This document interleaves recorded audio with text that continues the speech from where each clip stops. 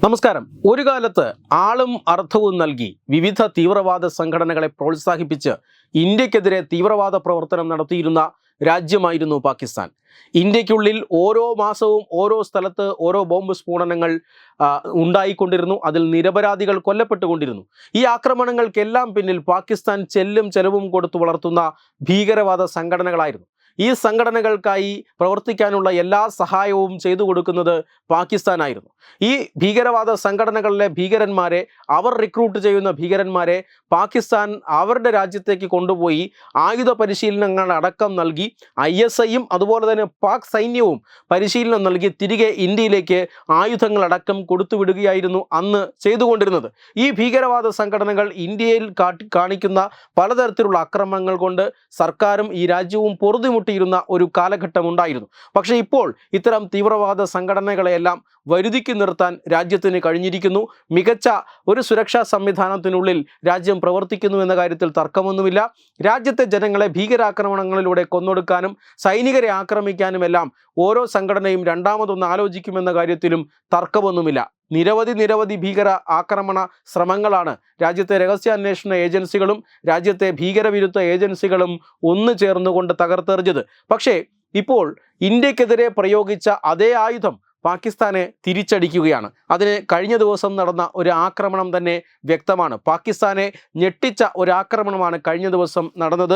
ബന്നു കന്റോൺമെൻറ്റ്, അതായത് ഖൈബർ പഖ്തൂൺഖ്വയിലെ ഒരു സൈനിക കേന്ദ്രമാണ്. ഇവിടേക്കാണ് ഇന്നലെ വലിയ തീവ്രവാദി ആക്രമണം ഉണ്ടായത്. അതായത് സ്ഫോടക വസ്തുക്കൾ നിറച്ച ട്രക്കുകൾ ഈ സൈനിക കേന്ദ്രത്തിലേക്ക് ഒന്നിനു പുറകെ ഒന്നായി ഇടിച്ചു കയറ്റുകയായിരുന്നു. സൈനിക താവളത്തിൻ്റെ സുരക്ഷാ ജീവനക്കാർ ഞെട്ടി.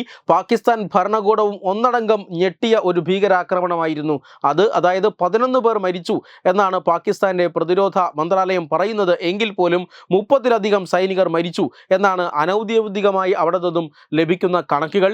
ഇതിനു പിന്നിൽ തെഹ്രീക്ക് താലിബാൻ എന്ന് പറയുന്ന പാകിസ്ഥാൻ താലിബാൻ എന്ന് വിളിക്കുന്ന ഭീകര സംഘടനയാണ് എന്നാണ് പാകിസ്ഥാന്റെ തന്നെ സുരക്ഷാ ഏജൻസികൾ പറയുന്നത്.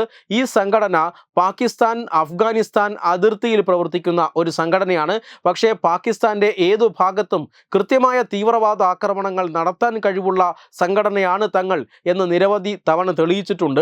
ഇന്ന് പാകിസ്ഥാൻ നേരിടുന്ന ഏറ്റവും വലിയ സുരക്ഷാ ഭീഷണികളിൽ ഒന്ന് ഈ പാക് താലിബാന്റെ ഭാഗത്തു നിന്നാണ്. അവർ ഇസ്ലാമാബാദ് പിടിച്ചടക്കുക എന്ന ലക്ഷ്യം വെച്ചുകൊണ്ടാണ് പ്രവർത്തിക്കുന്നത്. എന്തായാലും പാകിസ്ഥാനുള്ളിൽ പല ഭാഗത്തും വലിയ രീതിയിലുള്ള സംഘർഷങ്ങൾ ഉടലെടുത്തിരിക്കുന്നു.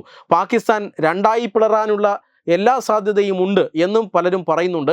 അതായത് ബലൂചിസ്ഥാൻ മേഖലയിലടക്കം വലിയ പ്രക്ഷോഭങ്ങൾ നടക്കുന്നുണ്ട്.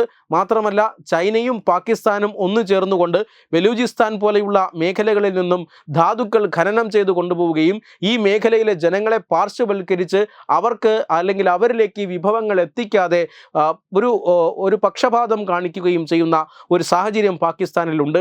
ഇതിനെതിരെ അവിടെ ജനങ്ങൾ സംഘടിച്ച് അവർ ഒരു പരിധിവരെ സായുധ അക്രമങ്ങൾ പോലും നടത്തുന്നുണ്ട്.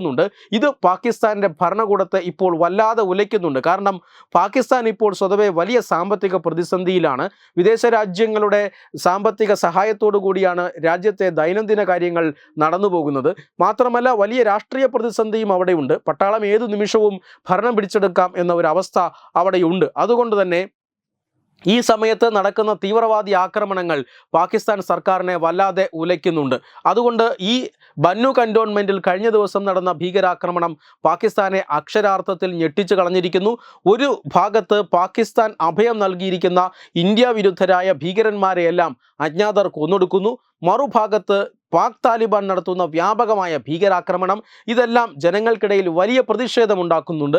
പാകിസ്ഥാൻ്റെ രഹസ്യാന്വേഷണ ഏജൻസിയും പാകിസ്ഥാൻ്റെ പട്ടാളവുമെല്ലാം എന്തെടുക്കുകയാണ് അവിടെ എന്നാണ് ജനങ്ങളുടെ ചോദ്യം. അതുകൊണ്ട് തന്നെ ഈ ചോദ്യത്തിന് മുന്നിൽ പിടിച്ചു നിൽക്കാൻ പട്ടാളത്തിനോ ഭരണകൂടത്തിനോ സാധിക്കുന്നില്ല എന്ന ഒരു സാഹചര്യവുമുണ്ട്. ഈ സാഹചര്യത്തിലാണ് ഇപ്പോൾ വലിയ രീതിയിലുള്ള ആഭ്യന്തര പ്രശ്നങ്ങളും ഉടലെടുക്കുന്നത്.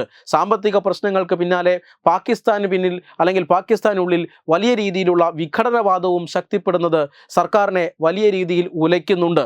ഇതുകൊണ്ട് തന്നെയാണ് ഈ ഭീകരാക്രമണങ്ങൾ ഇന്ന് പാകിസ്ഥാന് വലിയ രീതിയിൽ തലവേദനയാകുന്നത്. അതായത് കഴിഞ്ഞ ഒരു മാസത്തിനുള്ളിൽ 79 ഭീകരാക്രമണങ്ങളാണ് രാജ്യത്തിൻ്റെ പല ഭാഗങ്ങളിലായി നടന്നത്. ഇതിൽ 55 സിവിലിയന്മാരും 47 സുരക്ഷാ ജീവനക്കാരും മരിച്ചു എന്ന് പാകിസ്ഥാൻ്റെ ഒരു ഏജൻസി തന്നെ നടത്തിയ അല്ലെങ്കിൽ പുറത്തുവിട്ട കണക്കുകളിൽ പറയുന്നു. ഇതേ 79 ആക്രമണങ്ങളിൽ 45 സിവിലിയന്മാർക്ക് പരിക്കേറ്റിട്ടുണ്ട്, 81 സുരക്ഷാ ജീവനക്കാർക്കും പരിക്കേറ്റിട്ടുണ്ട്. കഴിഞ്ഞ ദിവസം ഈ ബന്നു കന്റോൺമെന്റിൽ നടന്ന ആക്രമണങ്ങളും റിപ്പീറ്റഡ് ആക്രമണങ്ങളാണ്. അതായത് മാസങ്ങൾക്ക് മുമ്പും ഈ സൈനിക കേന്ദ്രത്തെ ലക്ഷ്യമാക്കി ഭീകരർ ആക്രമണം നടത്തിയിരുന്നു. അന്ന് 8 സൈനികരാണ് പാകിസ്ഥാനിൽ മരിച്ചു വീണത്. ഇങ്ങനെ പാകിസ്ഥാൻ സൈന്യത്തിന് വലിയ നാശനഷ്ടങ്ങൾ ഉണ്ടാക്കിക്കൊണ്ട് പാക് താലിബാൻ വ്യാപകമായി പാകിസ്ഥാനുള്ളിൽ ആക്രമണങ്ങൾ നടത്തുകയുമാണ്. വെബ് ഡെസ്ക് തത്തുമൈ ന്യൂസ്.